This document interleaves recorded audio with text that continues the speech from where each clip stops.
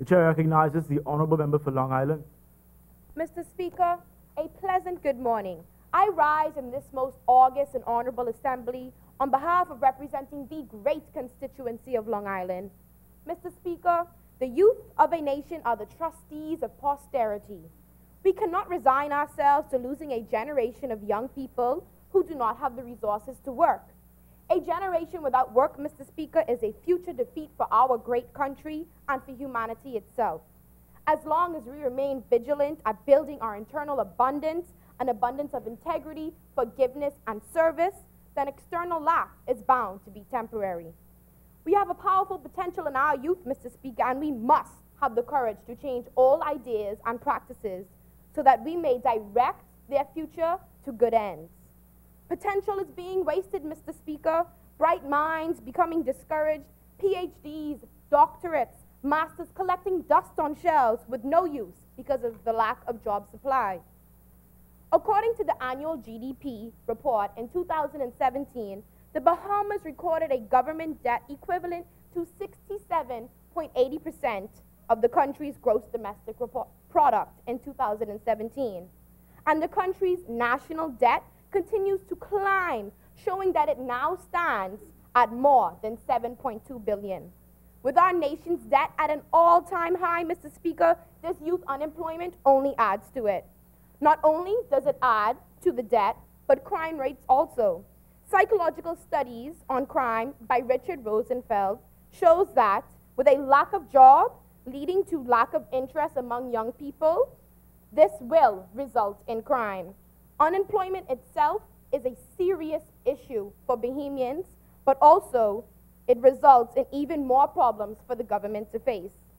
I am urging this government to work with all the local banks to make it easier for business owners to receive funding so that they can launch their new businesses or expand pre-existing businesses. As Bahamians, we all know too well that banks today are very tight with money, and it discourages our young entrepreneurs. There is also a need to remove a lot of this red tape surrounding the process for getting a business license in order to make this process easier instead of frustrating our young entrepreneurs. Mr. Speaker, if you will allow me to permit to address a statement made by the Honorable Member of Central and South Abaco pertaining the implementation of hotels and family islands. Mr. Speaker, are our young people not more than this? As a country, we need to stop training people to work in hospitality and train them on how to start companies.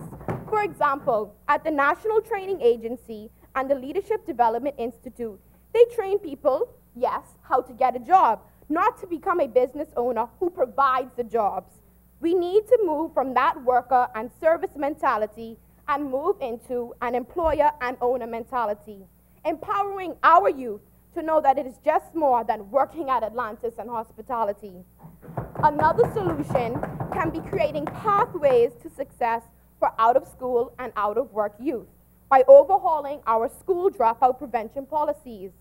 Amongst youth, full-time, full-year workers, high school dropouts earn about 25% less than their peers with a high school diploma. Specific proposals for dropout prevention are to initiate a competitive grants program to school districts and nonprofit organizations for comprehensive with wraparound service designed to increase the high school graduation rate in high poverty schools and to enable students who have left high school to return to obtain their diploma. Aside from reforming education, tackling youth unemployment will also take commitment to funding research, educational programs, and employment programs. In order to finance these programs, funding for education needs to increase and be wisely spent. More investment needs to happen in our country. There are not enough jobs to keep up with the amount of unemployed youth with the 5,000 at minimum high school graduates each year. Notably, I commend the Minister of Education for everything he has done and continues to do and his improvements to the education sector of the Bahamas, but Bahamians, there is always room for even more improvement. In conclusion, Mr. Speaker, youth unemployment is a global problem, and many have tried to conquer this with their own powers but failed. Irrespective of the fact that some have failed in their efforts to provide working solutions for youth unemployment, New practical solutions should not be jettisoned. I leave you with these words, Mr. Speaker. A new generation is amongst this country who are the forefront of change. And Mr. Speaker, the future of this youth is now, not later. And if we do not act, this potential will slip away.